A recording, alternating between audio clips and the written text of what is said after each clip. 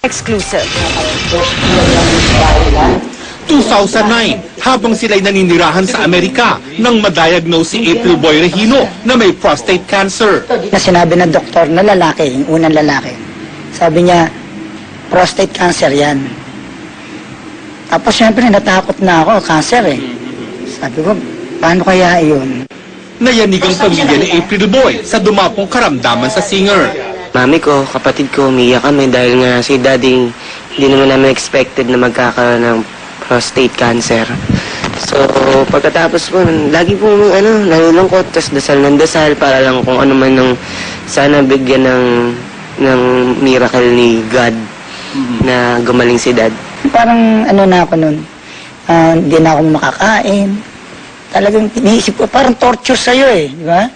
Siguro sabi ko hanggang ilang taon na lang, hanggang 50, hanggang doon lang buhay ko, mamamatay na ako. Alam ni April Boy ang pangarap ni JC na maging singer, kaya kahit may sakit, nagdesisyon siyang umuwi sa Pilipinas noong nakaraang taon.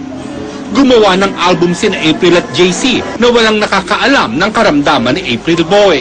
Sa pangarap niya maging singer, di ba? Sabi ko, sige, bago ko mamatay, palagay ko, uwi muna tayo sa Pilipinas. Tapos, para matupad yung pangarap mo maging singer ka. Sa ngayon, naniniwala si April na controlled na ang kanyang prostate cancer.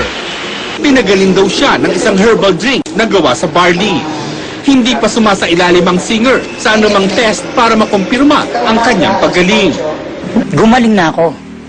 Sa dati, alam mo, pagka may prostate cancer ka, wala na, parang ano ka na, impotence ka na. Ngayon, okay na naman. Bumabawi raw ngayon si April sa pagkain at hindi tumitigil sa pag-inom ng kanyang food supplement bilang patuloy na paglaban niya sa cancer.